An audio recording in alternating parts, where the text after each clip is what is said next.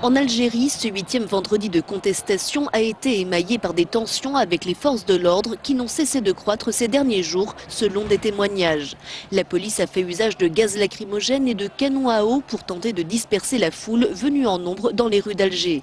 Signe de ce durcissement, pour la première fois, l'accès à l'épicentre de la contestation, le parvis de la Grande Poste, a été interdit pendant plusieurs heures.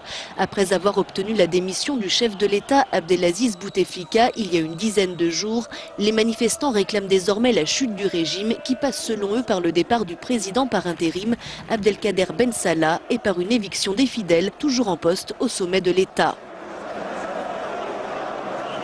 Vendredi consécutif, la rue algérienne a massivement manifesté. Les slogans restent les mêmes. Non à ce qu'il reste du clan Bouteflika. Oui à des élections sans les caciques du régime. Dans le viseur des contestataires, Abdelkader Ben Salah, fraîchement nommé président par intérim. Dans leur ensemble, ces rassemblements se sont déroulés dans le calme, même s'il y a eu quelques vives tensions avec la police. Notre équipe en Algérie a suivi un militant très engagé dans la lutte contre le pouvoir en place. Reportage Alexandra Renard, Abdelkader Edrief.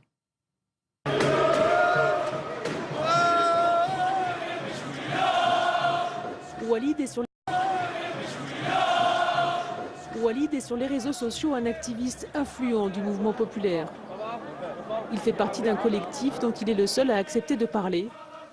Tous les membres étaient ados à l'époque de la guerre civile, appelée décennie noire. Nous étions jeunes, nous étions enfants, mais nous avons vécu des assassinats, nous avons vécu beaucoup de choses horribles.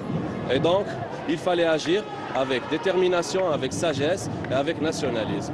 Sur les réseaux, lui et son groupe rivalisent d'ingéniosité pour encourager les manifestants à venir avec des tenues ou des messages évocateurs de leur révolution sourire.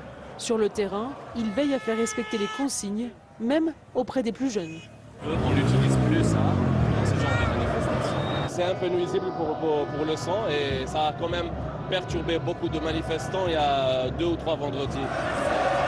Grâce à cette organisation encadrée par la jeunesse et respectée de tous, chaque vendredi est devenu une kermesse géante où chacun a cœur de s'exprimer. On veut un gouvernement qui soit choisi par le peuple et qui va préparer des élections présidentielles. La société a besoin d'un renouveau, que les élites, les vraies, celles qui ont été marginalisées, fassent des propositions maintenant. Parce qu'après cette séquence, il faudra construire politiquement. Walid est aussi de cet avis. Il faudrait qu'il y ait des technocrates qui vont assurer cette transition et créer une commission indépendante pour la surveillance des élections. À 17 h, la recommandation générale est de quitter les lieux. On rentre à la maison afin qu'il n'y ait pas de dérapage. C'est bientôt la tombée de la nuit. Et donc, voilà, on a réussi notre marche. Au prochain vendredi, la lutte continue.